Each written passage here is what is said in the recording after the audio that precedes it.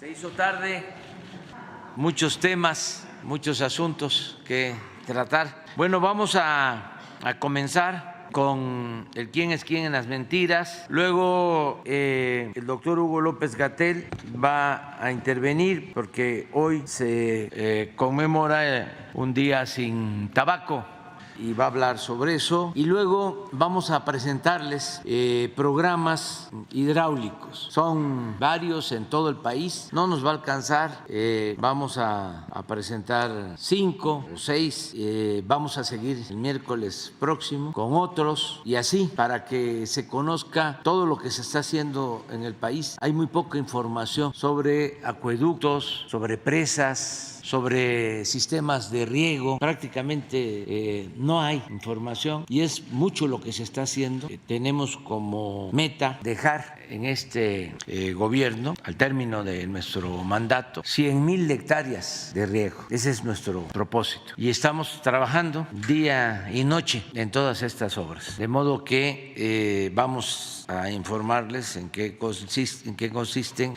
estas obras hidráulicas y vamos a necesitar 2 semanas más, van a quedar pendientes y que tengamos tiempo para preguntas y respuestas. Entonces, al grano, Elizabeth.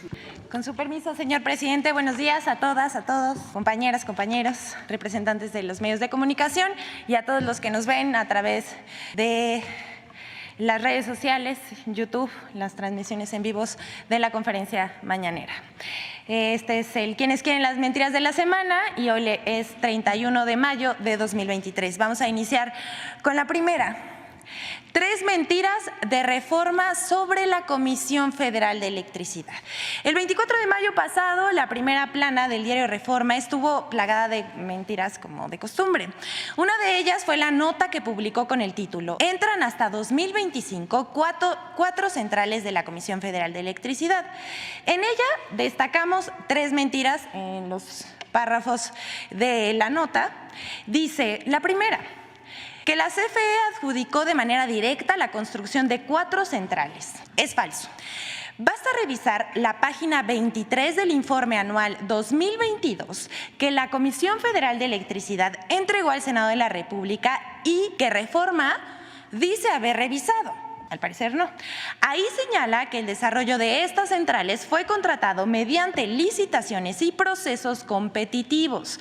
Aunque en una primera etapa los procesos fueron declarados desiertos, posteriormente tomaron su cauce inicial.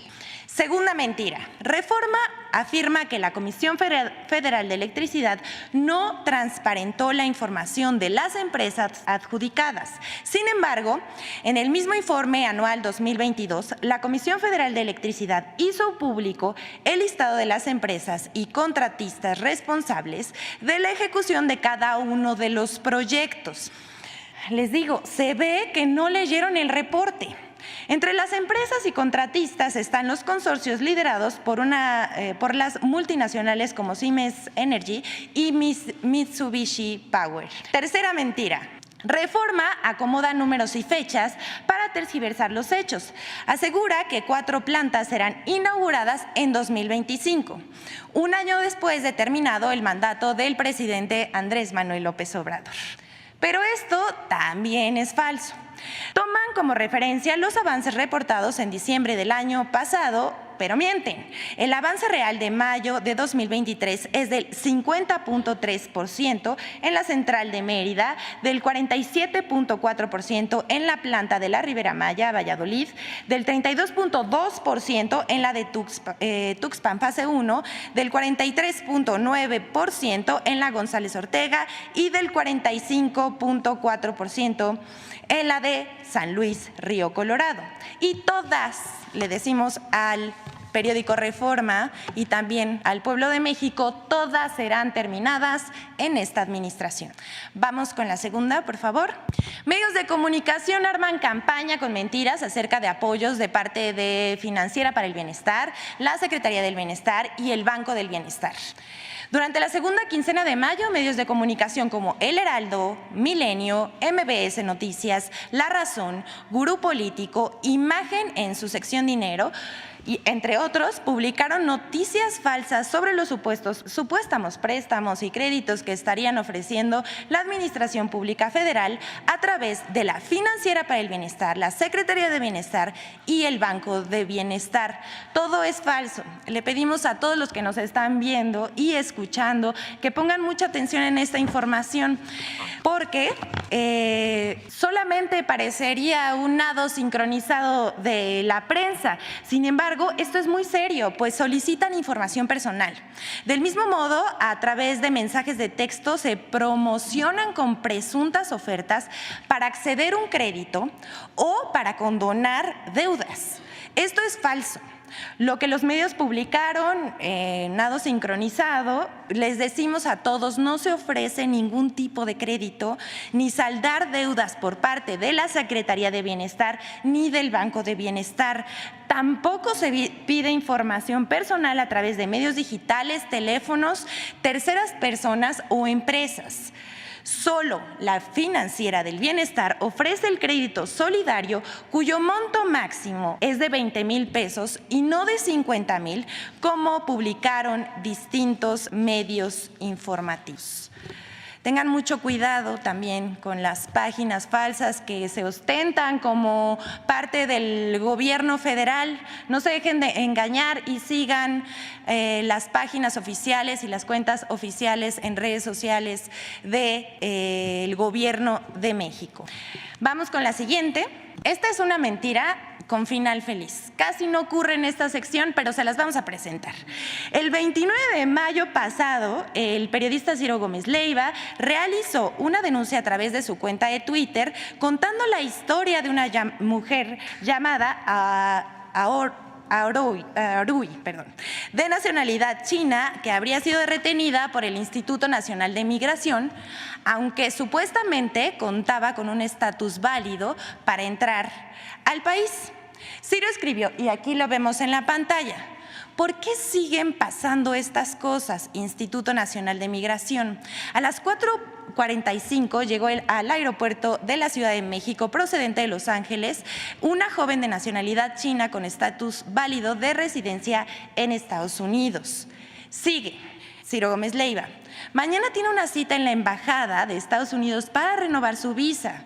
Ella es recién egresada de la USC y tiene oferta de trabajo en los Estados Unidos. Los agentes del Instituto Nacional de Migración la retuvieron en el aeropuerto, le quitaron sus pertenencias y la incomunicaron. En un tercer tuit, él dice: ¿qué es eso? ¿Detenida? ¿Incomunicada? ¿Cuánto tiempo más la van a dejar así? ¿Hasta que pierda su cita en la Embajada de Estados Unidos? ¡Qué artero! ¡Qué vergüenza! Los tuits están citados con las siglas de Ciro Gómez Leiva. Además, él intenta hacer una tendencia en las redes sociales con un hashtag. Y aunque solamente unas 3 cuentas, más o menos 5 cuentas, le siguen el cuento, y estas cuentas casi no tienen seguidores, lo peligroso es usar una plataforma como la que tiene Ciro Gómez Leiva a través de redes sociales para publicar estos tweets sin la suficiente información, porque entre los 3 tweets suman cientos de miles de vistas.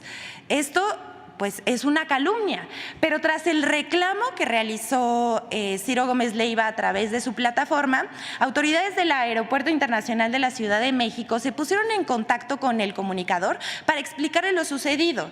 En este caso en particular, en este caso lo que derivó fue que el comunicador publicó una fe de ratas en sus redes sociales. Vamos a ver qué dijo. Nobleza obliga. Las autoridades del Aeropuerto Internacional de la Ciudad de México me documentaron con claridad que la joven de nacionalidad china retenida ayer por personal del Instituto Nacional de Migración no traía la visa para entrar y quedarse en México. En la noche se le puso de regreso en un vuelo a Los Ángeles, de donde venía, llegó y pudo entrar a Estados Unidos. Suerte a ella, y una disculpa a las autoridades mexicanas por mis imprecisiones. Firma Ciro Gómez Leiva. Hay que decir aquí y recordar también que los 3 primeros tuits primero siguen publicados en el Twitter de Ciro Gómez Leiva, lo cual pues llama un poco a la desinformación, porque un desmentido corre menos rápido que una noticia falsa.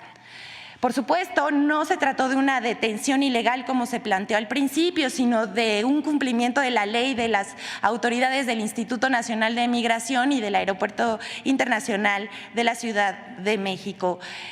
Cabe decir, se agradece el reconocimiento del periodista por su hierro. Y aquí vamos a dejar esta, pero vamos con la siguiente.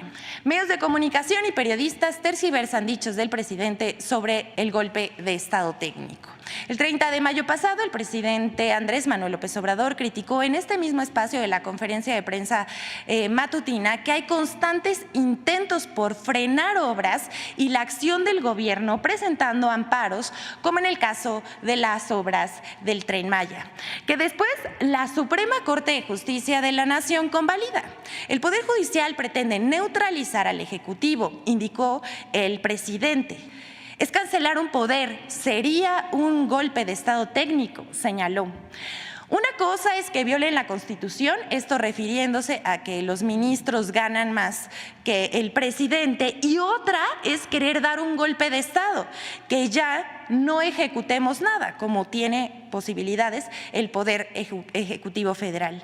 Es así como, ante los dichos del presidente, medios de comunicación como El País, El Universal, Informador, El Sol de México, Infobae, CNN, N+, que son los noticieros de Televisa, Ruido en la Red, DDC+, El Financiero, Aristegui Noticias, entre otros muchos medios de comunicación, publicaron esto, tergiversándolo. Además, también Adela Micha publicó una editorial en su medio de comunicación. Denise Dresser y Ricardo Alemán también se lanzaron a decir muchas cosas en contra de los dichos del presidente, como que es un discurso antidemocrático, que es un discurso peligroso, que polariza y que amenaza a la Corte. ¿Cómo ven?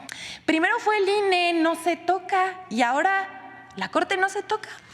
Y bueno, para finalizar la sección vamos a presentarles el video de Infodemia, la colaboración de Infodemia que presentamos los miércoles sobre el discurso de odio y el clasismo de quienes apoyaron el desalojo del plantón frente a la Suprema Corte de Justicia de la Nación.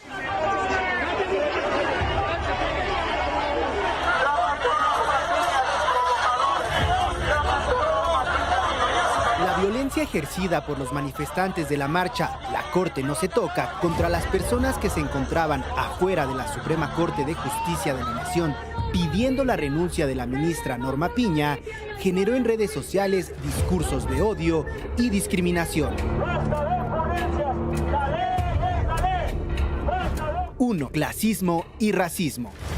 Con calificativos como indios pata rajada, nacos, imbéciles, ignorantes, gentuza, fumigación de ratas o vándalos, usuarios de redes sociales que apoyan la marcha La Corte no se toca, se expresaron en contra de las personas que defienden una reforma al Poder Judicial, a pesar de que los políticos de la oposición minimizaron estas expresiones y la violencia ejercida contra quienes protestaban afuera de la Suprema Corte. Los términos discriminatorios estuvieron presentes en las conversaciones de redes sociales.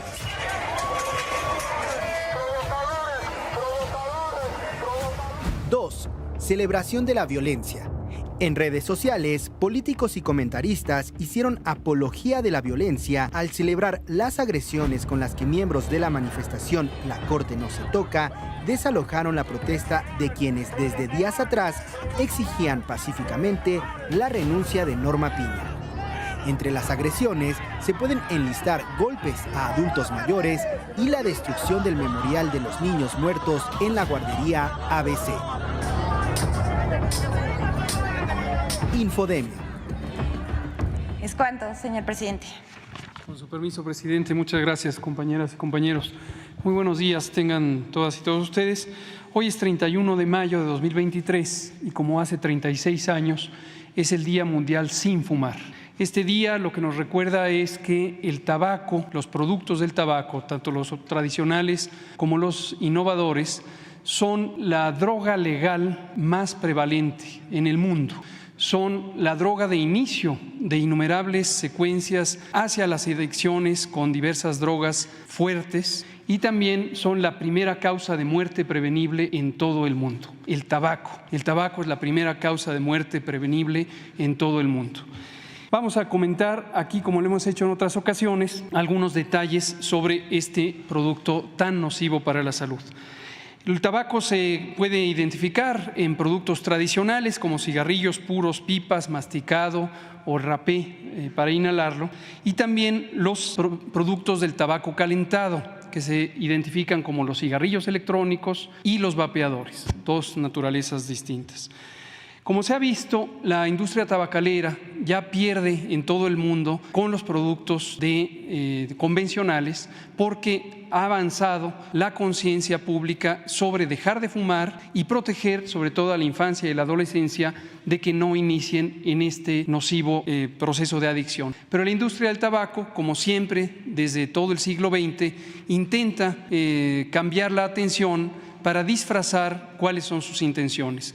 Y hoy está intentando transitar de los productos de tabaco en combustión, los productos convencionales, hacia los productos de tabaco calentado. Philip Morris Internacional, la empresa más grande de tabaco del mundo, desde siempre ha pagado mecanismos de persuasión, ha disfrazado la evidencia científica o ha creado falsa información para confundir a través de distintos mecanismos de corrupción hacia los gobiernos nacionales o incluso de penetración hacia organismos internacionales. ¿Qué es el tabaquismo? El tabaquismo es una enfermedad crónica que genera dependencia a la nicotina, el principal componente adictivo del tabaco, y deriva en otras múltiples enfermedades, una proporción grande de ellas que causan la muerte o daños permanentes. En México tenemos 16 millones, En México tenemos 16 millones de personas que fuman, esto es 12.8% de la población nacional, y lo que nos interesa es protegerlas a ellas, tanto como proteger al restante, más de 87% de la población que no fuma, porque la adicción al tabaco y el daño que produce al tabaco tiene una penetración especialmente desde temprana edad, desde los 10 años en adelante. Y podemos clasificar 3 maneras de dañarse por tabaco: el tabaquismo convencional, que es el de primera mano, el uso de productos del tabaco, convencionales o novedosos; el tabaquismo de segunda mano, en donde personas que rodeamos a otros y otras que fuman, inhalamos los vapores y los humos del tabaco. Pero existe también el tabaquismo de tercera mano, dado que los productos tóxicos del tabaco se impregnan en la ropa, en el pelo, en las alfombras, en las cortinas, en los espacios que habitamos. Y ese daño puede ser cuantioso para una gran cantidad de personas. Tiene el tabaco más de 7,000 sustancias químicas, 200 de ellas está plenamente demostrado que dañan la salud, 70 de ellas pueden producir cáncer. Y como se ha mostrado y en nuestro análisis que hicimos a través de COFEPRIS, los productos novedosos como los cigarrillos electrónicos y los vapeadores tienen múltiples sustancias de uso convencional en otras aplicaciones, ninguna de ellas saludable, ninguna de ellas segura para ser inhalada. Y también el tabaco produce innumerables enfermedades, ya lo dijimos, incluyendo las principales causas de muerte en el mundo, las principales causas de muerte en México, como las enfermedades cardiovasculares, las respiratorias crónicas, y prácticamente cualquier tipo de cáncer está ligado con el tabaco. Por último, en México tenemos un impacto también muy bien medido, muy bien estimado. 173 personas fallecen cada día como consecuencia del tabaquismo. 1 de cada 8 personas tienen un desenlace fatal mueren sin siquiera haber consumido el tabaco, porque son víctimas del tabaquismo de segunda y tercera mano, y por eso la importancia de los espacios 100% libres de humo y emisiones, como los vapores del tabaco calentado. Puede reducir casi 6 años la vida de las personas, y 80% de las personas que mueren por cáncer de pulmón consumieron tabaco y esta fue la causa. ¿Qué podemos hacer a nivel individual? Evitar normalizar el consumo del tabaco. El tabaco, aunque sigue siendo una droga legal, es una droga mortal. Y lo que tenemos que hacer es evitar que las nuevas generaciones vean como normal que se inhale tabaco, ya sea calentado, en vapeo o en consumo combustible. A nivel global o nivel general, tenemos avances. En México tenemos una reforma a la Ley General de Control de Tabaco que inició desde febrero de 2022 y en enero de este año inició ya en vigor su reglamento. Hemos sido acosados por despachos de abogadas y abogados pagados por la industria que han presentado más de 2,000 amparos. Afortunadamente, solo quedan 20 en vigor. La enorme mayoría fueron desechados en la primera instancia y los que pasaron a los tribunales colegiados también fueron revocadas las sentencias. Esperamos que logremos éxito en estos últimos 20 y lograr desechar todo intento de dañar la salud pública para privilegiar los intereses comerciales de la industria tabacalera. Recordamos entonces la última, hoy es Día Mundial sin Tabaco, pero esperamos que pronto, algún momento veamos que 365 días del año son días sin fumar. Muchas gracias. Con su permiso, señor presidente, compañeros, en esta administración, el presidente Andrés Manuel López Obrador inició a través de la Comisión Nacional del Agua la planificación y construcción de 15 proyectos hídricos prioritarios, con presupuesto de la Federación para el desarrollo hidráulico y agrícola en el país. Privilegiando el derecho humano al agua, el Gobierno de México avanza en la construcción de presas y acueductos para el suministro de agua potable en distintas entidades del país, con un caudal estimado de 17 metros cúbicos por segundo.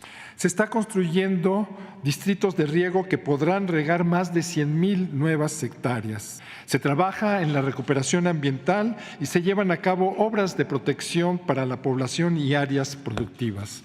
El Gobierno de México invierte del orden de 93,550 millones de pesos con plena transparencia y cero corrupción, en beneficio de 21,300,000 habitantes y productores, lo que permite generar más de 44,817 empleos directos. El día de hoy informaremos el avance que a la fecha se tienen en 8 proyectos hídricos prioritarios, los cuales serán presentados por los responsables de las obras, tanto de la Comisión Nacional del Agua como de la Secretaría de la Defensa Nacional, quienes han sido designados por el presidente. Iniciaremos con el ingeniero Aarón Mastache Mondragón, Cédric Escalante Sauri, Isauro Martínez Orozco, el general Iván Rodríguez Uribe, el general Raúl Manzano Vélez y la licenciada Claudia Gómez Godoy. Iniciamos con el ingeniero Aarón Mastache. Muy buenos días. Con su permiso, señor presidente, me toca compartir con ustedes y con el mayor profundo respeto hacia la comunidad yaqui los 2 programas que nos toca coordinar como Comisión Nacional del Agua en el plan de Yaqui. El primero al que me refiero es al acueducto Yaqui, cuyo objetivo es proporcionar agua limpia a las más de 50 comunidades en el territorio yaqui, 200 litros por segundo, con una inversión total este acueducto de más de 2,200 millones de pesos, beneficiando a toda la población yaqui, que se estima en más de 34,000 habitantes. Este acueducto tiene 3 principales componentes. El primero de ellos es el acueducto donde se va a trasladar el agua, que tiene programado hacerse 241 kilómetros, 166 de línea principal y 75 kilómetros de ramales. La obra de toma, que es donde se extrae el agua para llevarla por el acueducto, esta estará en la presa Oviachic, que también hay que señalar que esa presa está en el río Yaqui. Es una presa muy importante del río Yaqui. Y también el tercer componente es una planta potabilizadora para llevar el agua completamente purificada a la tribu. Adelante, por favor. Los avances al presente día son en físico 45%, casi el 33% en avance financiero. Se han generado 363 empleos y la fecha estimada de conclusión es en el presente año en el fin del mes de diciembre. Adelante. El segundo proyecto hidráulico en el Plan de Justicia Yaqui es algo muy deseado y añorado por la tribu, que es el distrito de riego del pueblo Yaqui. El objetivo de este distrito de riego es ampliar en 38,000 nuevas hectáreas la superficie de riego que actualmente tiene la tribu, con una inversión de más de 7,200 millones de pesos, beneficiando a toda la tribu, en particular a 4,260 usuarios que utilizan el riego y que se dedican a la producción agrícola ahí en la tribu. Este es el primer distrito de riego indígena que hay en el país para la producción de trigo y maíz en la zona, aunque también ahí se produce ajonjolí y cártamo entre los productos principales. Tiene 5 componentes,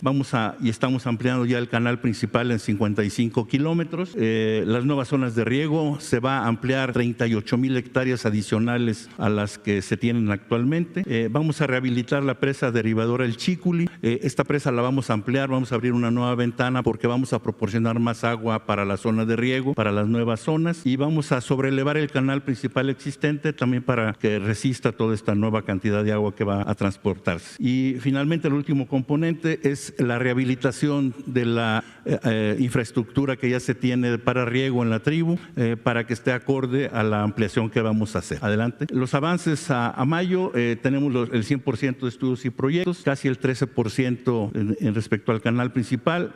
Las zonas de riego todavía no tenemos nuevas, pero estamos programando tener todo licitado en el próximo mes de junio, es decir, el próximo mes, a partir de mañana. Los empleos generados son 1,525 empleos y la fecha estimada de conclusión de esta importante obra, estamos llamando el 70% al 31 de diciembre del presente año, y a más tardar el 31 de marzo del próximo año concluiremos el 100%. A continuación vamos a mostrar 2 breves videos, uno respecto al acueducto y otro respecto a la ampliación del distrito de riego. El Plan de Justicia para el Pueblo Yaqui es una respuesta del Gobierno de México al despojo territorial y a los agravios contra esa etnia. En materia hídrica, la Comisión Nacional del Agua, en coordinación con el pueblo yaqui, llevan a cabo el Acueducto Yaqui. Esta obra permitirá suministrar agua en cantidad y calidad suficiente a 34,000 habitantes de 50 comunidades.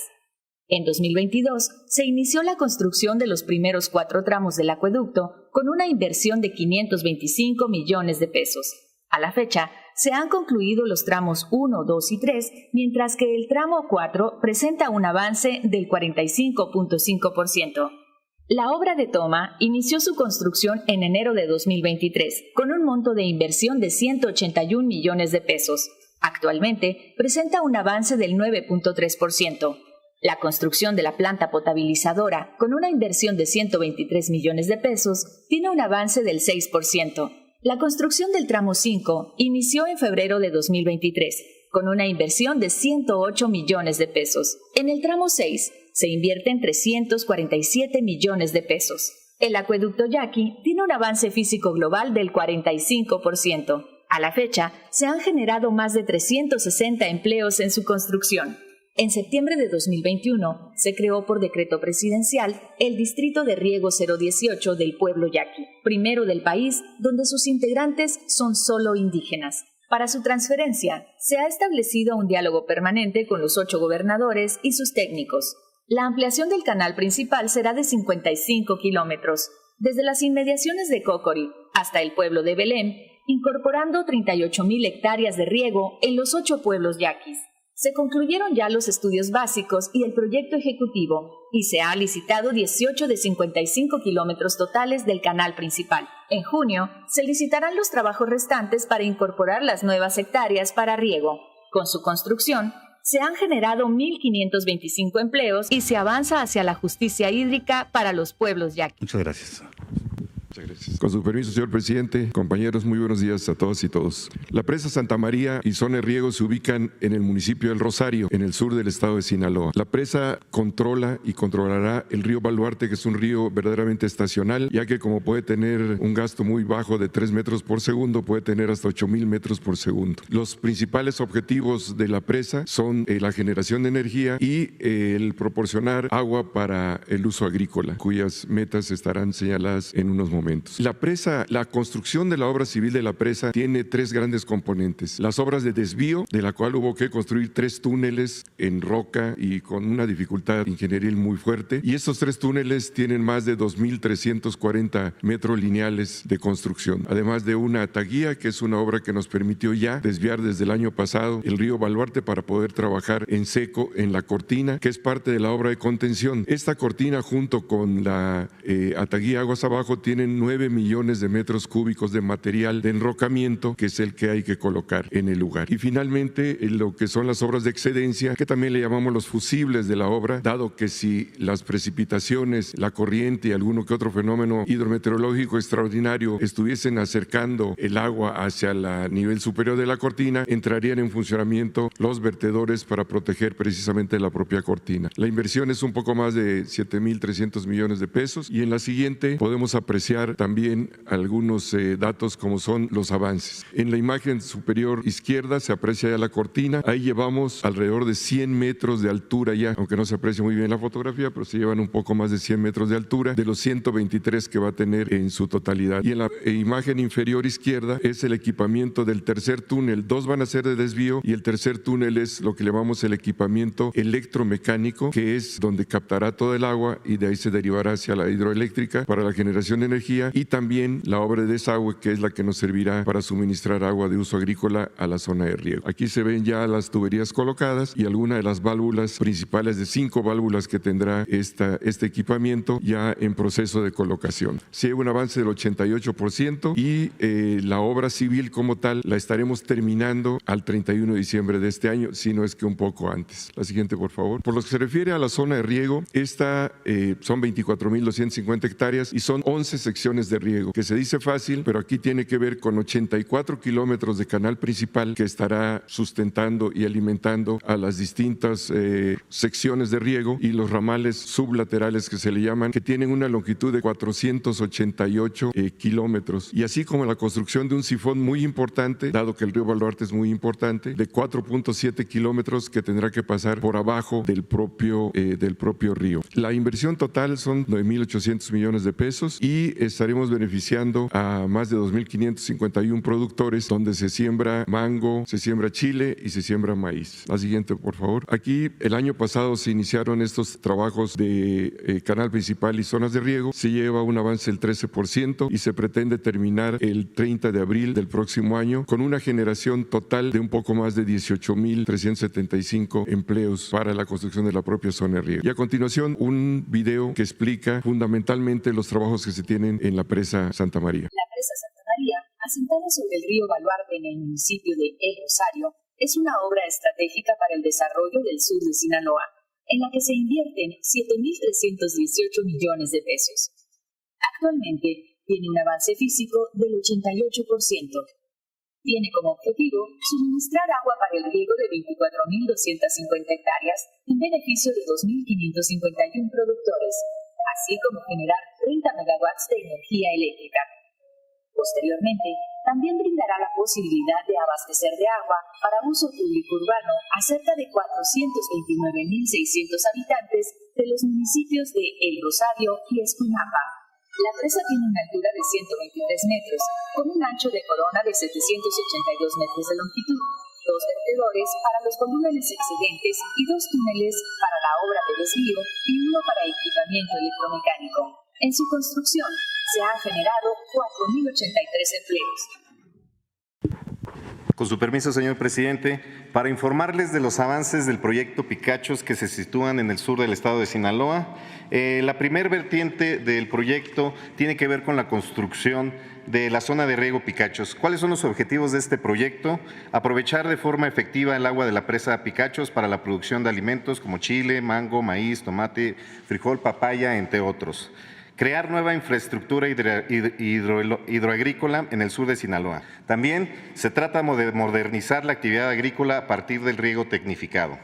La inversión total de este proyecto es de 5.258 millones de pesos. La superficie beneficiada será de 22.500 hectáreas que que verán beneficiados a 3,172 productores. El gobierno federal en este momento construye 61.80 kilómetros de canal principal margen izquierda del río Presidio y construye de igual forma 15.6 kilómetros de canal principal margen derecha. También se construye 348 kilómetros de red entubada para la zona de riego y se trabaja en la sobrelevación de la presa derivadora Siqueiros. Al día de hoy se tiene un avance del 42.9% de avance físico y un 41.8% de avance financiero. Los empleos generados al día de hoy van por el orden de los 2050. La fecha estimada de conclusión de este proyecto está estimada para el 31 de diciembre del 2023.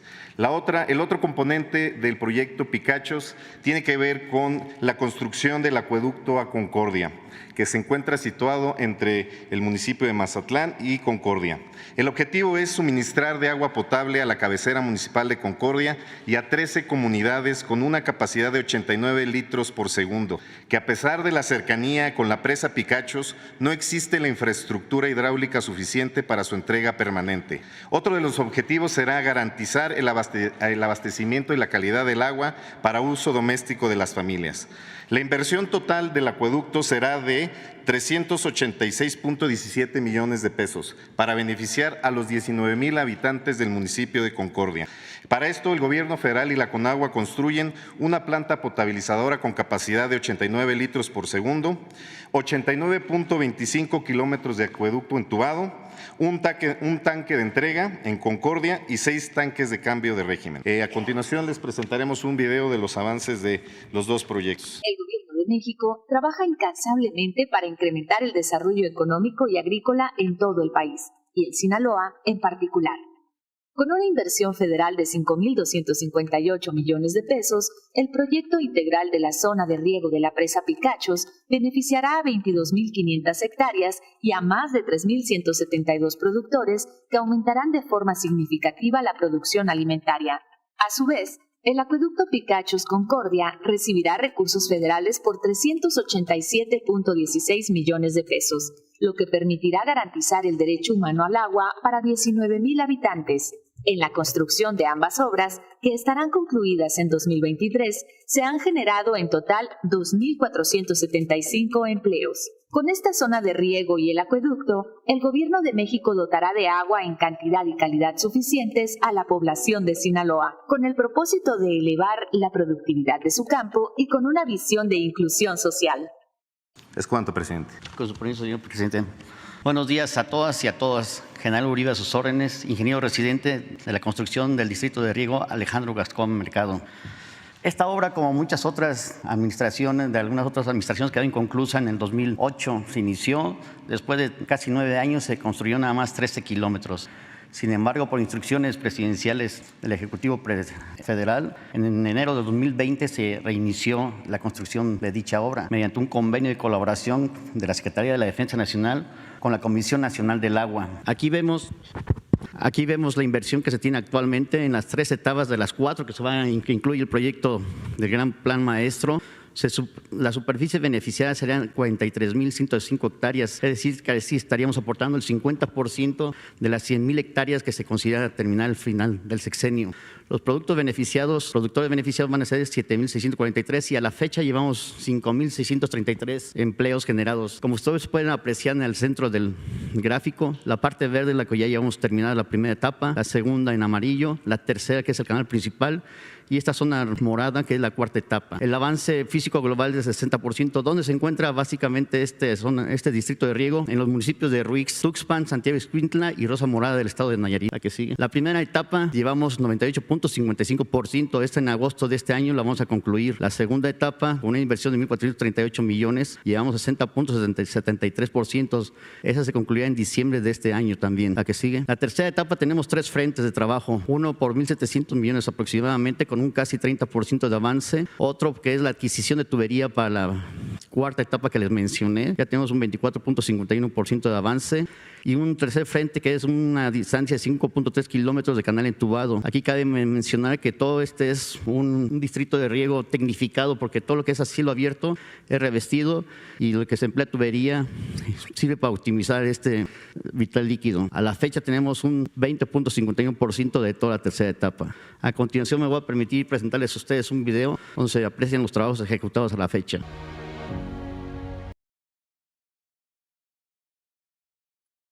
Aquí inicia el abastecimiento del canal principal. Aquí lo vemos apreciamos aquí abajo. Esta agua traemos realmente del río Santiago. Este es el canal principal, lleva 60 metros cúbicos por segundo.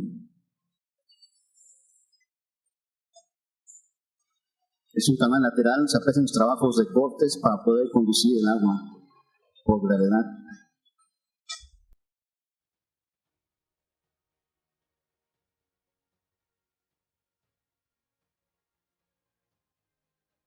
Los trabajos para hacer sifones de carretera, de ferrocarril, cuando tenemos estos cruces que tenemos que hacer.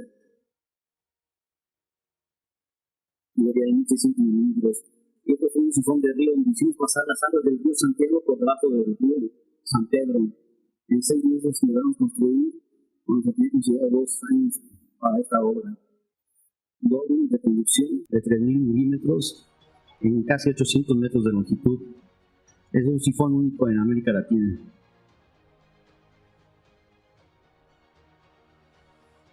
Siguiendo las instrucciones de 24/7, seguimos trabajando para poder cumplir.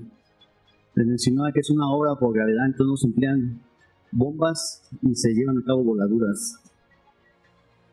Es la continuación del canal. Otro sifón. Y este es el fin último, la obra última, 60 litros por segundo para 40 hectáreas.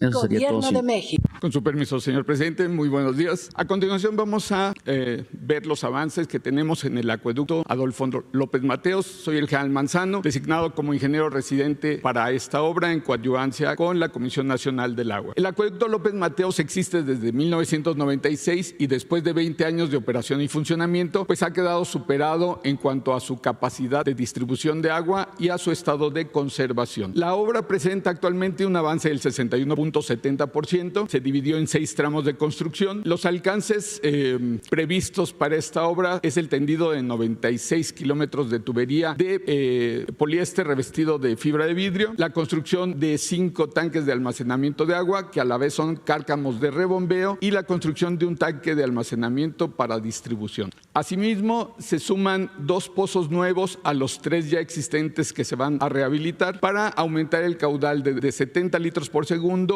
a 220, que cubrirá la demanda para los próximos 20 años. Y de la misma manera se va a instalar un sistema de telemetría para la automatización y monitoreo de esta importante obra. Se está utilizando una fuerza de trabajo de 19 unidades de maquinaria pesada y 22 vehículos de construcción. Esta obra genera 1.315 empleos temporales relacionados con la construcción. Siguiente, por favor. De tal forma que 24 comunidades serán beneficiadas, y esto provoca una cifra de más de 32,000 habitantes que tomarán este líquido con calidad y oportunidad. El apego a la normatividad ambiental vigente se manifiesta, se respeta profundamente el cuidado a la flora y fauna, se creó un vivero forestal donde ya se encuentran en producción 20,000 especies arbóreas de especies nativas, con la que será repoblado el área de trabajo. Y de esta forma se contribuye al desarrollo del corredor Escárcega-Expujil, que sufre de la escasez de agua, y por fin se cubre esa demanda para el presente y futuro. A continuación vamos a ver un video de estos aspectos tan importantes.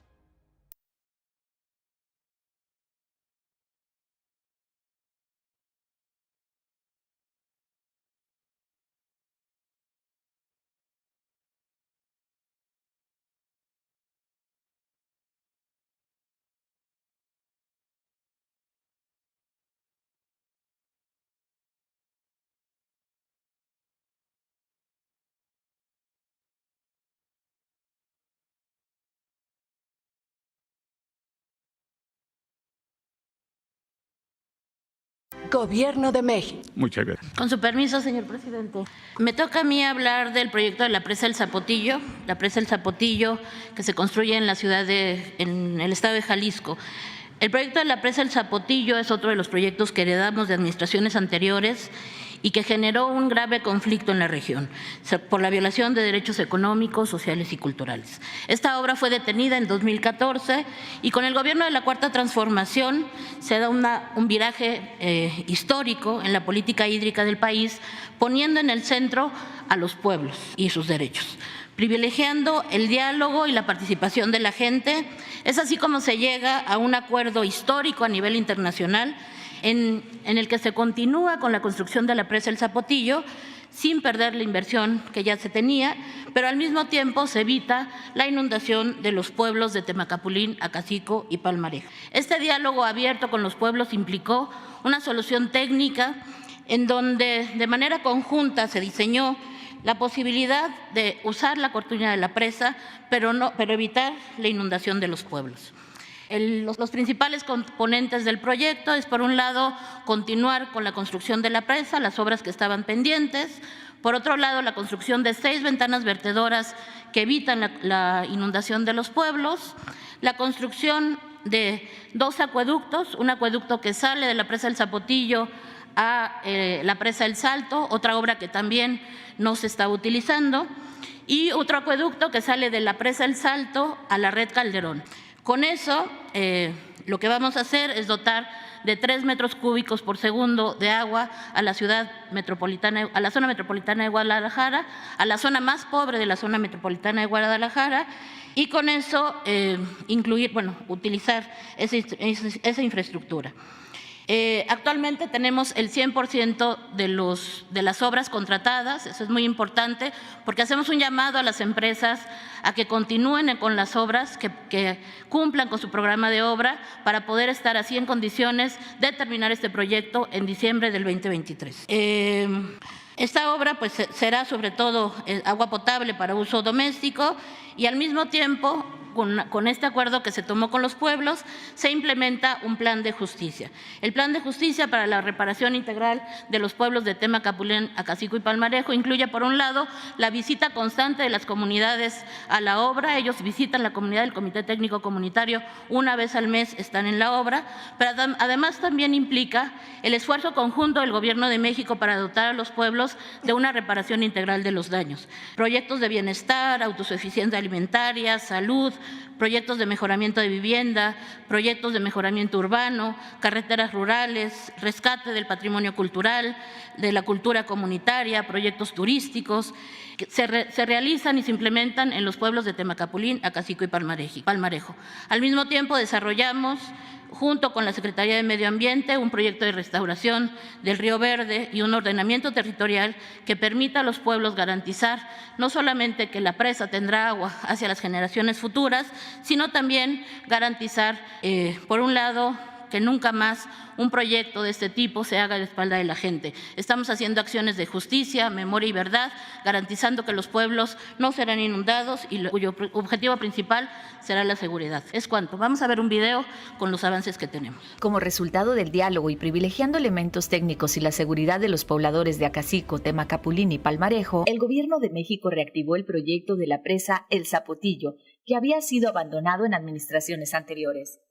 Con una inversión federal durante la actual administración de 7.646.56 millones de pesos, se avanza en la adecuación de la presa El Zapotillo, así como en la construcción de los acueductos El Zapotillo, El Salto y El Salto La Red Calderón, lo que permitirá conducir un caudal promedio de 3 metros cúbicos por segundo. Simultáneamente, se avanza en la ejecución de un plan de justicia para los poblados de Acacico, Temacapulín y Palmarejo, con la participación de diferentes instancias del Gobierno de México. Actualmente, Conagua trabaja en la adecuación de la presa y en la construcción de los acueductos en beneficio de 1.1 millones de personas de Guadalajara.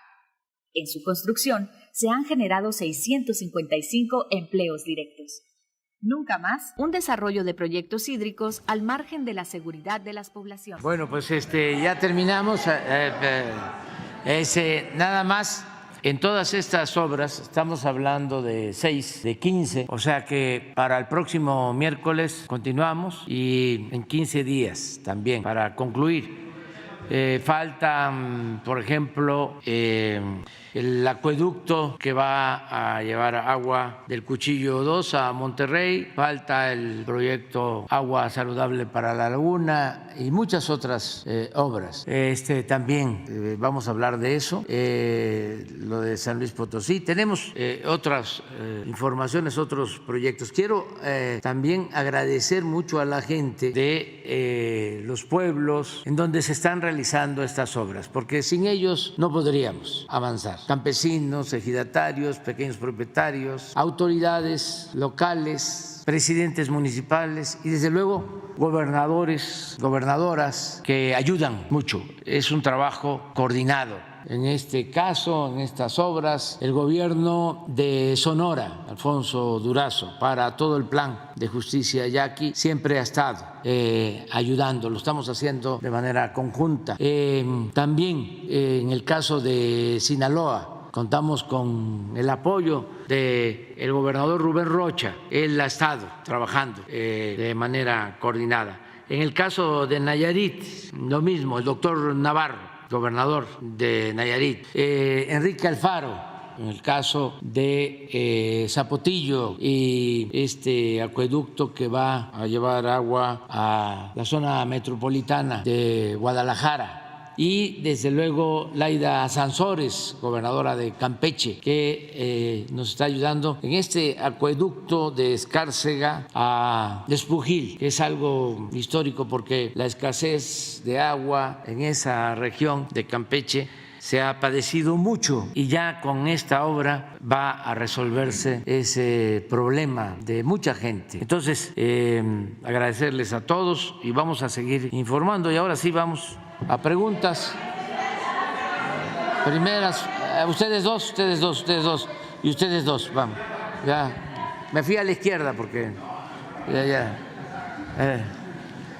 Buenos días, presidente. Celsin Juárez, de Cilínea MX.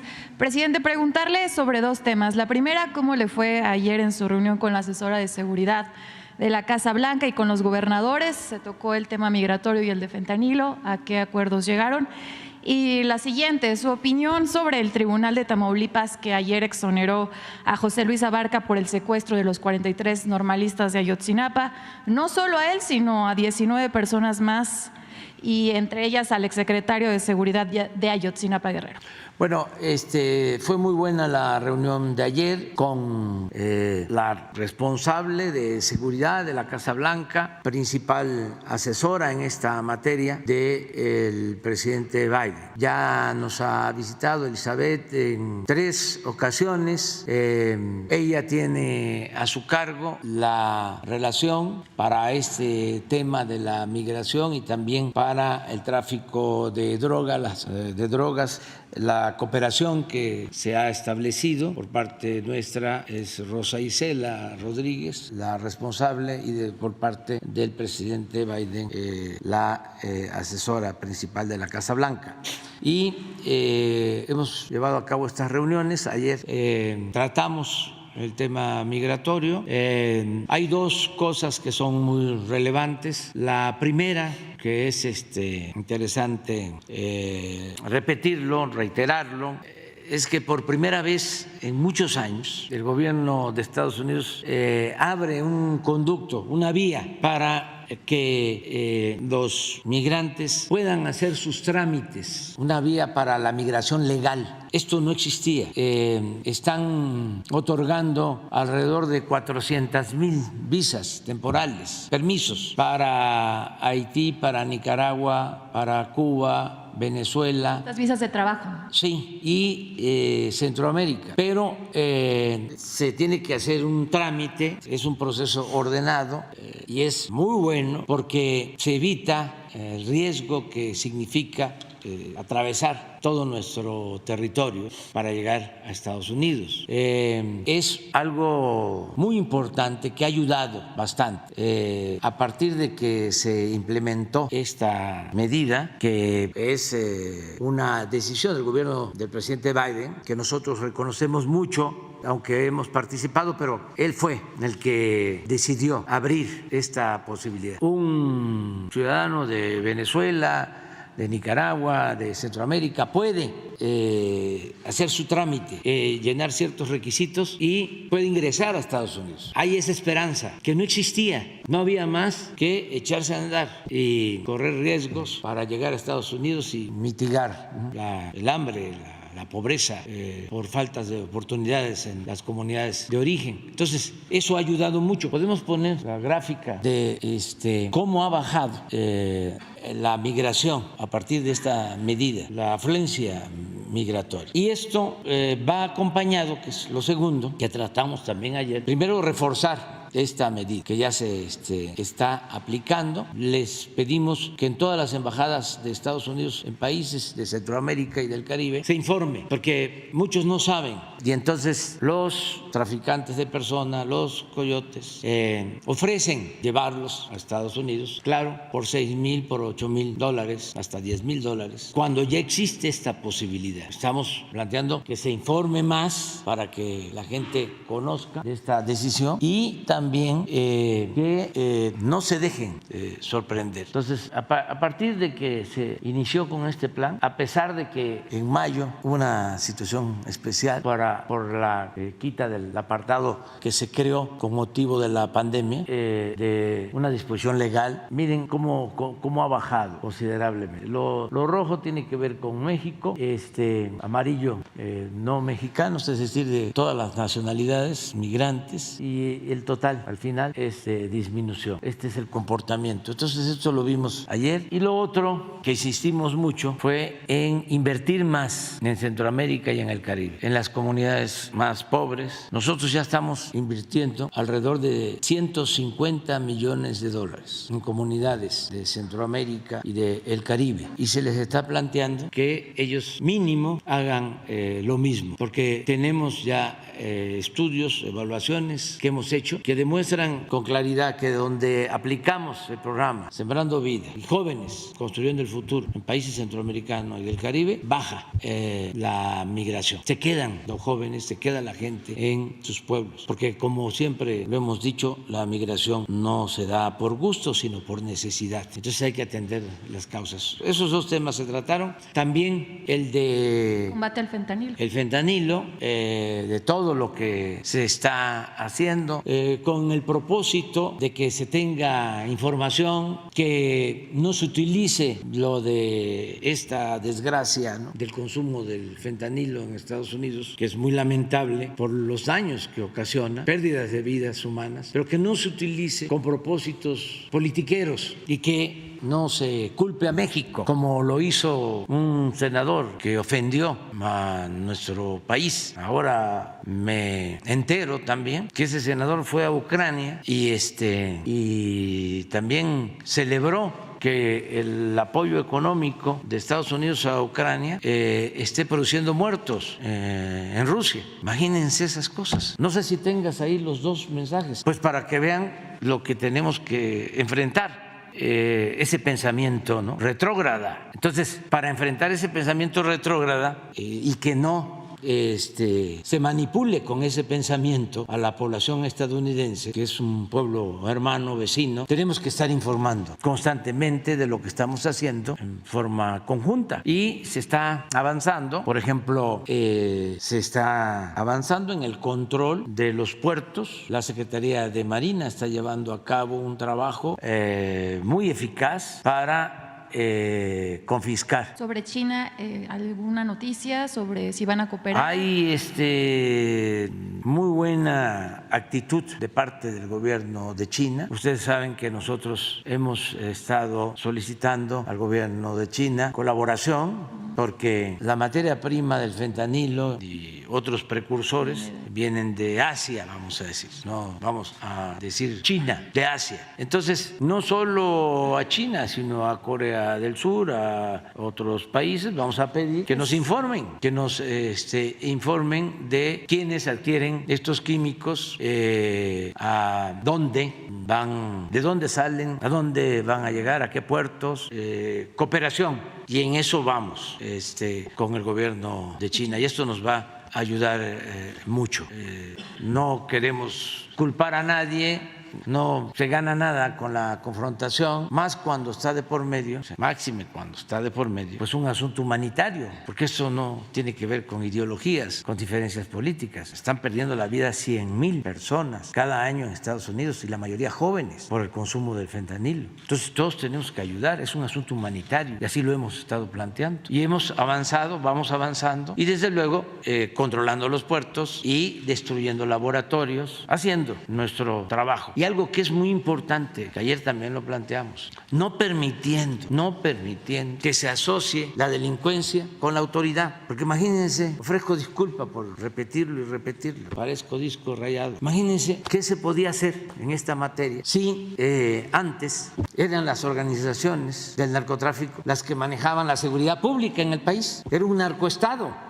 Hablábamos ayer antier de que ellos tenían el control del aeropuerto de la ciudad, por eso estamos insistiendo. Cuando el aeropuerto tenía categoría 1, quienes manejaban el aeropuerto de la Ciudad de México eran los narcotraficantes. Y a nosotros nos bajan de categoría, ahora que la Secretaría de Marina tiene a cargo el aeropuerto, se evitan los robos, se evita el contrabando, se evita el narcotráfico y todavía están pensando, ¿no?, las agencias encargadas de esto, si nos van a dar categoría 1. ¿Qué hacían antes? La clave está en eso. Si existe contubernio, si no está bien definida la frontera entre autoridad y delincuencia, no hay nada que hacer. Entonces, por eso ahora es distinto y estamos avanzando con todo el equipo del gobierno de Estados Unidos en esta materia y se acordó una nueva reunión, creo que se va a celebrar en Canadá. Yo no voy a asistir, pero sí. ¿Para cuándo?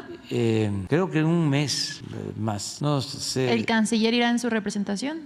Sí, y Rosa Isela Rodríguez y los integrantes del Gabinete de Seguridad con sus homólogos del gobierno de Estados Unidos y de Canadá. A ver si podemos poner primero lo que dijo contra nosotros el senador. Sí, es que porque esto lo externó hace como un mes cuando tenía interrogando a la directora de la DEA y nos ofendió. Pero miren el talante de este senador en días recientes en Ucrania, en algún lugar que se reúne con el presidente de Ucrania. Van a ver lo que dijo. Por cierto, me envió una carta Robert Kennedy, hijo, ofreciéndome disculpas. ¿Cuándo se la envió, presidente? Hace como una semana me la entregó el embajador Esteban Moctezuma. ¿No las podría mostrar? Pues yo creo que sí, pero mañana, ¿no? O sea, pasado, aclarando, ¿no?, de que ellos tienen una postura completamente distinta y de respeto a México. ¿No la encuentran? Es que sí es, acuérdense que aunque este es un diálogo circular, también mucha gente ve esta conferencia y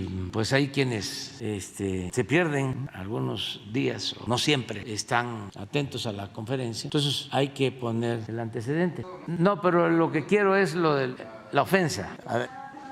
México es el productor o el generador del fentanilo que lo manda a Estados Unidos. ¿Le han dado esa No.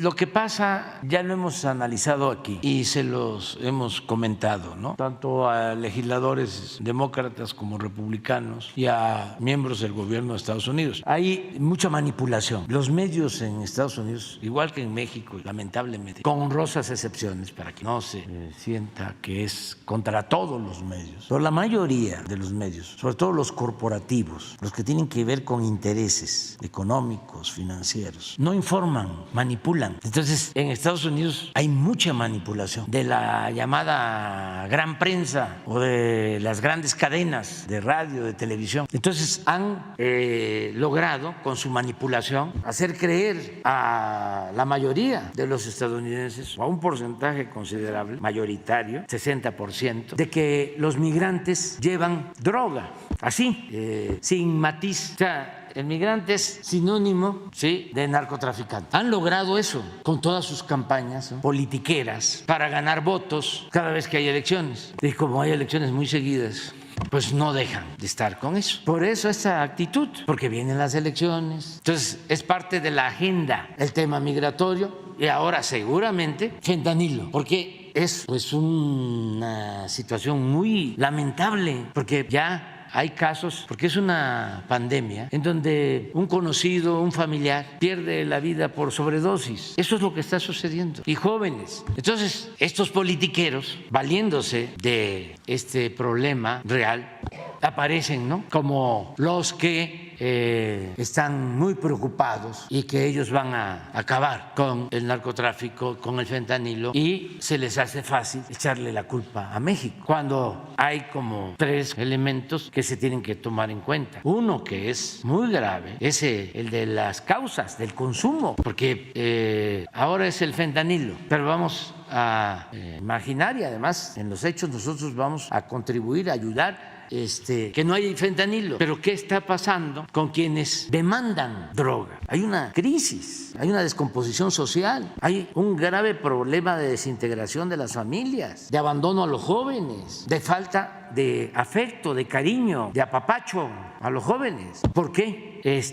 Necesitan la droga. ¿Habló de eso con los funcionarios? Para ser feliz, claro. ¿Y qué le dijeron? No, ellos escuchan, pero sí es importante que se conozca cómo vemos nosotros las cosas. Nosotros nos libramos no porque el gobierno esté haciendo bien las cosas, no me refiero al tiempo que llevamos nosotros, de tiempo atrás, al contrario, hasta se permitió de que se alentara el consumo, no les pagaban en dinero sino en especie para abrir mercado, y aún así no se incrementó considerablemente o descontroladamente el consumo en nuestro país. ¿Qué es lo que nos salva? ¿Qué es lo que siempre nos ha salvado de todas las calamidades? Nuestras culturas. Por eso me choca, como diría una amiga, me choca el racismo. Porque si México ha podido enfrentar sus graves y grandes problemas, ha sido por nuestras culturas, que vienen de lejos, porque somos herederos de las grandes civilizaciones que florecieron en este territorio. Entonces, nuestras familias, los valores culturales, morales, espirituales, todo esto, eso es lo que nos ayuda. Y por eso también la campaña de información contra las drogas, porque si se nos desata el consumo, además lo vemos donde tenemos más narcomenudeo, donde hay más consumo, ahí tenemos más violencia, más homicidios. Entonces tenemos que fortalecer valores culturales, morales, espirituales. Eso es lo que, con todo respeto, deben buscar atender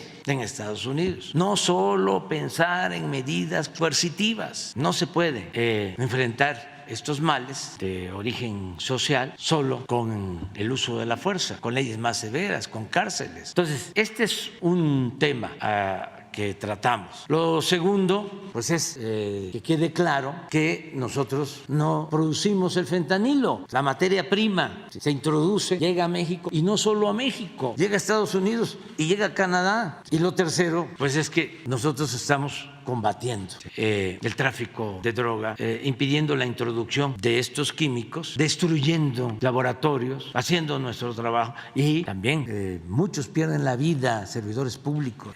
Hace 3 días levantaron a un subdirector administrativo, en el puerto de Manzanillo, precisamente por las medidas que se están tomando de control, y lo asesinaron, y elementos de las Fuerzas Armadas. Entonces no podemos de ninguna manera admitir que personajes como el señor nos insulten. John Kennedy es senador, pero miren lo que dice: sin el pueblo de Estados sin el pueblo de Estados Unidos, México, hablando figurativamente, estaría comiendo comida para gatos de una lata y viviendo en una carpa. Bueno, esto lo dijo hace como 2 meses, ¿no? Más o menos. Hace como una semana, miren lo que dijo en Ucrania. No, pero es otro. Yo pensaba que era él. A ver, el otro. Claro, el de Carolina. Sí, que quieren que se conviertan a los grupos de narcotráfico como grupos terroristas. Los narcotráficos se les dé trato de terrorista. De Carolina del Sur. Sí, Graham. Es otro senador, también del Partido Republicano. Sí, los dos. Free or die. Free or die. Now you are free. Yes. And we will be. And the Russians are dying. So best money we've ever spent. Vamos, despacio. Free or die. Libre o morir. Free or die. Él es el presidente de Ucrania y este es el senador. Ahora ustedes son libres, le dice el senador. Sí, dice el presidente. Y nosotros lo estaremos. ¿Quién es el que dice los rusos? El senador. Graham. Y los rusos están muriendo. Síguele. Mire lo que dice. Es el dinero, es el mejor dinero que hemos gastado nunca, porque ellos son los que autorizan el apoyo económico. Este pensamiento es el que tenemos que ir poco a poco enfrentando, haciendo conciencia, vuelvo a lo mismo, con el pueblo estadounidense, que es un pueblo bueno, un pueblo apegado a valores, que padece de otra pandemia. Hablamos de la pandemia del fentanil, pero la pandemia de la manipulación. Entonces, sí, es un asunto que tratamos ayer. Gracias. Pero en muy buenos términos, muy buena reunión, muy constructiva. Gracias, presidente. El siguiente tema del que le pregunté es su opinión sobre esta decisión del Tribunal de Tamaulipas que exoneró a José Luis Abarca por el secuestro de los 43 normalistas de Ayotzinapa y a 19 personas más, entre ellas el que era el secretario de Seguridad de Ayotzinapa. Miren, es muy claro el que en el 18 triunfamos y se gana la presidencia, se obtiene mayoría en la Cámara de Diputados, nuestro movimiento. Me van a volver otra vez a cepillar, los del tribunal, que ya no quieren que hable yo.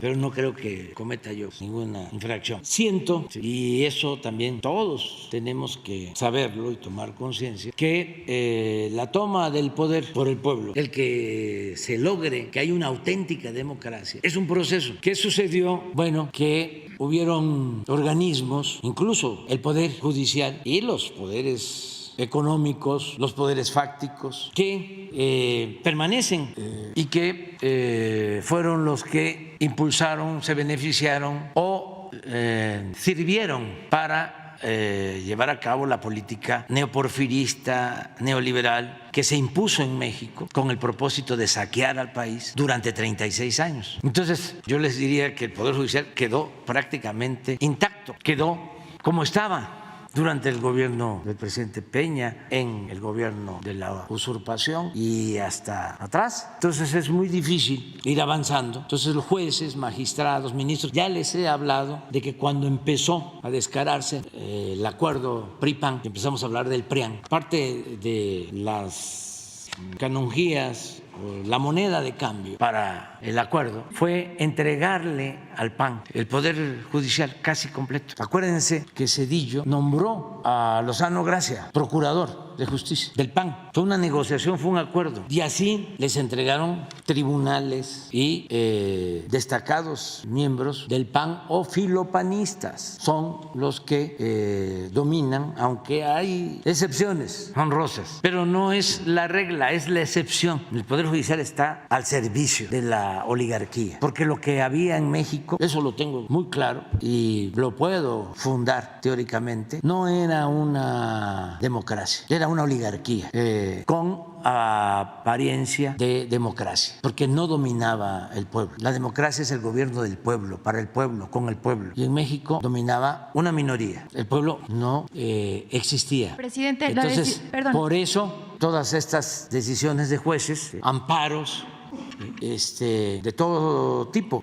¿Cómo afecta esta decisión del tribunal al caso Ayotzinapa? ¿Qué sigue? No afecta porque nosotros continuamos con la investigación y no vamos a incumplir el compromiso que tenemos con los padres, con las madres de los jóvenes desaparecidos y estamos enfrentando muchos obstáculos, como en todo, pero como venimos de luchar contra cacicazgos, mafias, oligarquías, gobiernos corruptos, pues hasta nos crecemos. Como decía Ponciano Arriaga, entre más me golpean, más digno me siento. Además, es todo un desafío, y me siento muy fortalecido porque no estamos solos, somos millones. Hay un despertar ciudadano. Estamos viviendo un momento estelar en la historia de México. El pueblo de México es de los pueblos más politizados del mundo. Entonces, claro que vamos hacia la transformación y vamos a seguir avanzando. En el caso de Ayotzinapa, evitando violaciones de derechos humanos, como antes, porque esto se olvida. ¿Quién era el principal violador de los derechos humanos en México? El Estado. Pero para que se entienda mejor, porque a veces no es fácil de comprender qué es el gobierno y qué es el Estado, para no meternos en esas complicaciones de definiciones conceptuales. El gobierno, para que desaparecían, torturaban, masacraban, y aunque no les guste a los del PRO, no hacían mucho los defensores de derechos humanos, porque el PRO y otras organizaciones, desde que nacieron hasta la fecha, están muy vinculados a la derecha, al conservadurismo, al PAN. No generalizo, pero la mayoría tiene esa formación. Entonces, vamos a seguir adelante en el caso de Ayotzinapa. Muy bien. La compañera, es que quedamos que vamos a... Buenos días, presidente. Muchas gracias. Stephanie Palacios, de la Agencia Internacional Sputnik. Retomando un poco sobre esta reunión que tuvo con funcionarios de Estados Unidos aquí en Palacio Nacional, se habló sobre la apertura del Laboratorio de Seguridad Nacional de la Secretaría de Marina, justo para detectar el fentanilo. Si esto es, bueno, si se confirma, y además justo ayer el Departamento de Estado de Estados Unidos había sancionado a unos ciudadanos mexicanos y también a unas empresas chinas. Si México había o estaba enterado de que se iban o hubo una investigación o algo para sancionar a estas empresas chinas por el equipamiento de la proliferación internacional para producir fentanilo. Entonces, si ustedes estaban enterados sobre esto, que ayer lo publicó el Departamento de Estado, además porque la Embajada China en Estados Unidos había dicho que posiblemente esto generaría un conflicto. Me gustaría saber su opinión sobre… No tratamos ese tema. Sí se está fortaleciendo todo lo que tiene que ver con los laboratorios para el descubrimiento del fentanilo o de otros químicos. Entonces, ¿no va a ser el laboratorio de seguridad? ¿No es una apertura? No, sí, pero es un asunto interno. O sea, está el laboratorio de COFEPRIS y está el laboratorio de Marina, y se va a buscar más coordinación, porque, por ejemplo, se ha descubierto que en botellas de tequila se exporta droga y no se ve. Entonces, cuando se lleva a cabo un proceso químico, ya queda el polvo, queda la droga, no es tequila. Entonces, para descubrir eso se requiere de una tecnología avanzada, de especialistas. Pero eso solamente son elementos de seguridad mexicana, y Sí. Estados Unidos no va a tener ninguna injerencia en el tema de… No. Nosotros somos libres, somos independientes, llevamos muy buena relación con el gobierno de Rusia, con el gobierno de China, con el gobierno de Estados Unidos, con todos los gobiernos. Pero también que les quede claro, que nosotros no vamos a actuar como colonia, como protectorado, como apéndice de ninguna potencia. Justo cuando hace unos días se reunió con los embajadores… Yo sostengo, para que quede muy claro, que todos los imperios son malos. Ya, para que quede claro, porque si matizamos no se va a entender. Justo hace unos días se nosotros reunió… queremos vivir en un país libre, independiente, soberano, no dependiendo de nadie, llevando buenas relaciones con todos. La política exterior de México está definida en la Constitución, en el artículo 89, no intervención, autodeterminación de los pueblos, solución pacífica de las controversias, cooperación para el desarrollo. Entonces, no estamos a favor de ningún país hegemónico. O sea, relaciones sí, y muy buenas con todos, pero México no puede alinearse con ningún país del mundo, por poderoso que sea. Hace unos días se reunió con los embajadores para estas nuevas credenciales, con el embajador de China, que es nuevo, y también con el embajador de Rusia.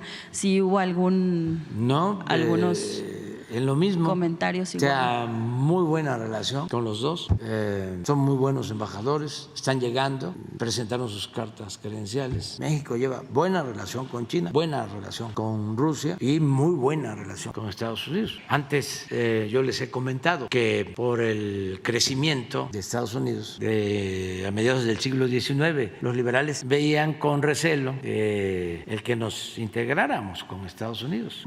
Actuaban de manera precaria cabida cuando ofrecen que iban a comunicar a México a través de los ferrocarriles con Estados Unidos, de Estados Unidos hacia México, a construir el ferrocarril. Una frase atribuida a Lerdo, a Sebastián Lerdo de Tejada, fue de que entre un pueblo fuerte y uno débil, el desierto. O sea, no se quería la intervención. Con Porfirio Díaz sí se dio la integración, pero de todas maneras Porfirio Díaz procuró diversificar las relaciones internacionales. Entonces había inversión extranjera, que fue lo que predominó durante ese régimen, inglesa, francesa, española y estadounidense. Decían entonces que no había que poner todos los huevos en una sola canasta. Y también le atribuyen a Porfirio Díaz la frase de que pobre México, tan lejos de Dios y tan cerca de Estados Unidos. Entonces yo lo que le dije al presidente Biden en una ocasión es que, parafraseando a Porfirio Díaz, diría: bendito México, tan cerca de Dios y no tan lejos de Estados Unidos. Señor presidente, discúlpeme que le insista, pero entonces sí hay empresas sancionadas por parte de Estados Unidos, o sea, ¿sí el gobierno de México está enterado de esto? No. Okay. Y también porque la situación con Estados Unidos y China pues puede crear un conflicto también para México. Sí, pero nosotros estamos en este caso del fentanilo planteando que haya una especie de tregua y que se piense en los que pierden la vida, que se piense en lo humanitario. Y yo creo que en esto puede lograrse un acuerdo, independientemente de la cuestión ideológica, política, que China sí es que importa, en este caso exporta sustancias químicas, precursores químicos, fentanilo. Ellos sostienen que no, pero si es así, bueno, que ayuden, que cooperen para enfrentar esta pandemia que está afectando a seres humanos. Entonces, ¿qué planteamos nosotros? Cooperación para que si salen contenedores con sustancias químicas, con droga, pueda haber información y nosotros estar preparados para detener en los puertos estas drogas, para decomisarlas. Es una acción de cooperación, eso es lo que estamos haciendo, pero no hay ninguna medida de embargo, castigo, sanciones, nada, absolutamente. Perfecto. Sí. Y en otro tema, me gustaría preguntarle sobre, dijo que visitaría Baja California Sur en próximos días. Me gustaría preguntarle sobre exportadora de sal. Hace unos meses se visitó a exportadora de sal. Sputnik tuvo la oportunidad de entrar a la salinera, que es una de las salineras más grandes del mundo, que es la más grande del mundo por extensión, pero que ha sido afectada además por el tema de la salmuera residual. ¿Qué ha pasado con el tema de estos juicios? Que si por eso la salmuera se ha venido acumulando desde 1995 y que podría ocasionar un riesgo, quizá no ambiental, porque hace algunos años también organizaciones estadounidenses estuvieron manifestándose por algún tiempo sobre este tema más político que ambiental para pegar a exportadora de sal. Pero hace 2 años usted visitó este lugar, esta empresa, esta paraestatal que está ligada con Mitsubishi, empresa japonesa, y habían pedido una inversión para exportadora. México tiene el 51% de esta empresa y pues bueno, han pasado ya un tiempo. Sí. Tatiana ya no está, entonces no sé cuáles son las… Pues se nombró al nuevo director, lo nombró Raquel Buenrostro, la nueva secretaria de Economía, y precisamente por eso es que vamos a ir, vamos a evaluar a la empresa y vamos a recorrer esa región del país, pero más adelante, porque hoy vamos a Tamaulipas y luego vamos a la península, a la supervisión del Tren Maya. Sí, va a haber mañanera el viernes, o sea, nos vamos hoy, mañana es Tampico, la reunión de seguridad, la conferencia, tenemos actividades allá de salud, vamos a supervisar una planta de licuefacción en Altamira y regresamos por la tarde-noche, mañana, y el viernes estamos aquí y terminando nos vamos a la península. Sí, en el tema de la salinera, ¿cuándo se prevé que vaya exportadora de sal? Y además, si esta paraestatal está en crisis, presidente. No, porque es una actividad extractiva de esas como el petróleo, donde no se le paga renta a la naturaleza y entonces no se puede perder. Y además se preguntó, se consultó a varias autoridades como Semarnat, Profepa, hubo un estudio geológico además de que esta salmuera residual se estaba acumulando porque pretendían o parecía que tenía litio. Uno de los exdirectores de ESA había visto este informe, pero que no contenía no tenía litio. Entonces, ¿por qué no se ha podido? A eso vamos. Se va a solucionar el tema de la salmuera porque ellos dicen que la única forma que podía parar la operación en exportadora de sal es este tema de la salmuera porque no tienen una capacidad finita para estar guardando Sí, pero vamos a ir y vamos a ver qué está sucediendo y sin duda es una empresa rentable. Si no ya hubiésemos actuado de urgencia, pero tanto Tatiana, muy responsable, como Raquel, están a cargo de eso. Las dos, en su momento Tatiana y ahora Raquel, y son mujeres honestas. Que es algo que también ha pasado, por ejemplo, en Caborca, Sonora, con un ejidal, una minera que se llama Painmont, también es una de las mineras más importantes de México, en Sonora. También ese tema ejidal, que son la familia Cruz, tengo entendido también, ellos les quitaron estas tierras ejidales, hubo en algún momento también un tema de negociación, un tema de diálogo, porque no hubo como un tema de negociación y pues esta gente también, son, por ejemplo, exportadores salen Baja California Sur, Sonora, ¿qué va a pasar con estas personas que llevan estos amparos? Atendiendo todo eso. Pero ¿cuándo se reúnen con el secretario de Gobernación? Mire, lo que vimos hoy, por ejemplo, casi todo estaba detenido. Bueno, es que estas concesiones, por ejemplo, en Sonora, los yaquis, los despojaron. Pues es que es una mina de oro, era una mina de oro y plata. No hacían nada, no había ninguna obra y los despojaron de las tierras, los despojaron del agua. Y lo que estamos haciendo, pues eso se llama Plan de Justicia al Pueblo Yaqui. Ya les regresamos, no sé si 20 o 30,000 hectáreas. 30,000 hectáreas. Estas obras, eso en el caso de Sonora. En el caso de Sinaloa, la presa Santa María estaba parada. O sea, la iniciaron, la pararon y la reiniciamos. O sea, un problema, pues. Nos dejaron un problema. Nos hemos dedicado a enderezar entuertos. Picacho, lo mismo. Imagínense, se hace una presa. Y en Concordia, que es el municipio donde está la presa, no tienen agua. Eso lo hicieron también en las presas que construyeron en el periodo neoliberal. En Nayarit, en los pueblos donde están las presas, no hay agua, no había carreteras. Espera, porque es interesante esto. Obvio, los sistemas de riego completamente abandonados. En Nayarit, el llamado Canal Centenario, los de Nayarit lo saben, y aquí el general Iván lo informó, lo dejaron abandonado. Ahí estamos ya pues avanzando en la obra y vamos a concluir y son más de 40,000 hectáreas de riego. Zapotillo, imagínense, dejaron la cortina con un proyecto para 120 metros. Se iban a inundar 3 pueblos. Se movilizan los pobladores, se para la obra. Desde el 15 o el 14, del 14, parada la obra. Ya con la cortina. Llegamos y bueno, vamos a buscar un acuerdo. Se portaron muy bien los de las comunidades, claro, los escuchamos y se decide no crecer la cortina más allá de 80 metros, pero no solo eso, sino lo que ya estaba construido. Los ingenieros hidráulicos, que son muy buenos, mexicanos, encontraron una opción para evitar la inundación de los 3 pueblos, con la creación de 6 ventanas a lo que ya estaba construido.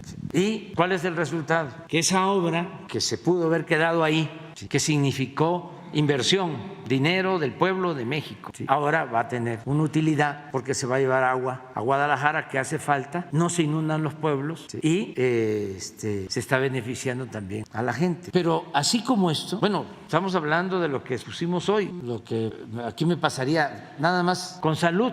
¿Cuántos hospitales abandonados?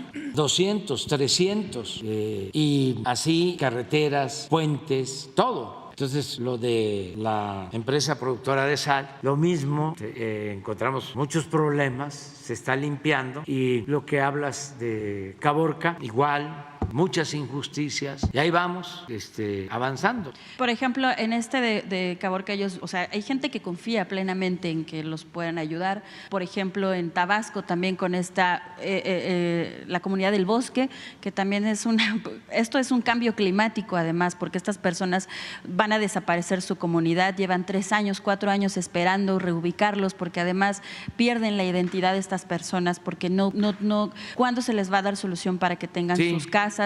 Sedatu se encargó, la Secretaría de Comunicaciones y Transportes, y de ahí pasó a Sedatu, para ver cuándo iban a reubicar estas personas, además de que se les solicitó a la Secretaría de Educación Pública, que también se solicitó información, cuándo se iba a pedir este tema de escuelas rodantes, porque los niños tienen un rezago educativo fuerte en esta comunidad que, va a desaparecer por un tema de cambio climático. ¿Esto qué quedaría con estas personas? Ya se está atendiendo. Y finalmente… Lo del bosque. Sí, lo del bosque en Tabasco, y finalmente que está el subsecretario de Salud, el tema de los residentes médicos, porque últimamente ha habido algunas manifestaciones de médicos y sí residentes médicos, porque se habían aprobado hace algunos años unas iniciativas para poder que estos médicos se les pudiera remunerar, pero el presidente de la Comisión de Salud, tengo entendido, de la Cámara de Diputados, Emanuel Reyes, no bajó estas iniciativas, pero posteriormente se vio información de que esta persona, este diputado, tiene vínculos con la Iglesia de la Luz del Mundo y iban a crear un partido político. ¿Qué hay sobre estos temas, sobre los residentes médicos? No y la vinculación de este diputado con… No tenemos problema con los médicos. No tenemos. Y lo que está sucediendo, y aprovecho también para informar, es que como ya se nos está acabando el tiempo de nuestro mandato, mucha gente, como son muchos problemas, es mucho el rezago, la gente dice, si no lo arreglamos ahora, ya no lo vamos a arreglar nunca. Primero, que todo lo que comprometimos realizar se va a concluir, todo, porque no sé, es 1 año 3 meses los que nos faltan, 1 año 4 meses, pero es como si nos faltaran 2 años y medio todavía, porque ahora vamos a trabajar más. Ya ni siquiera va a ser la recomendación de San Benito de 8 horas para trabajar, 8 horas para pensar y 8 horas para descansar. No, ¿qué vamos a estar pensando? Son 16 horas y a lo mejor no son 8 para descansar. Ya ven que cuando uno va creciendo, ¿no? Ya no hace falta dormir tanto. Los que duermen más son los niños, los bebés. Entonces vamos a cumplir, vamos hasta el último momento a cumplir. Esa es una cosa, pero otra que es muy importante es que estoy seguro, desde luego, siempre interviene la naturaleza y el creador y a veces no sabe uno qué nos depara el destino, pero lo que estoy vislumbrando es de que va a continuar la transformación. Entonces también para decirle a la gente que va a haber continuidad con cambio, y que ya no hay marcha atrás. Va a ser muy difícil que se retroceda. No van a poder los conservadores retrogradar. No, ya este pueblo ha tomado mucha conciencia. Ya se va hacia adelante. Entonces, que no se piense que ya en septiembre, que termino del año próximo, ya no va a continuar la transformación y que van a regresar los corruptos y que va a regresar el gobierno de las minorías a robarse todo el dinero del pueblo, lo que diga mi dedito. O sea, porque le tengo mucha fe al pueblo y escucho al pueblo y la voz del pueblo es la voz no lo digo porque somos un estado laico. Ya, vámonos a desayunar.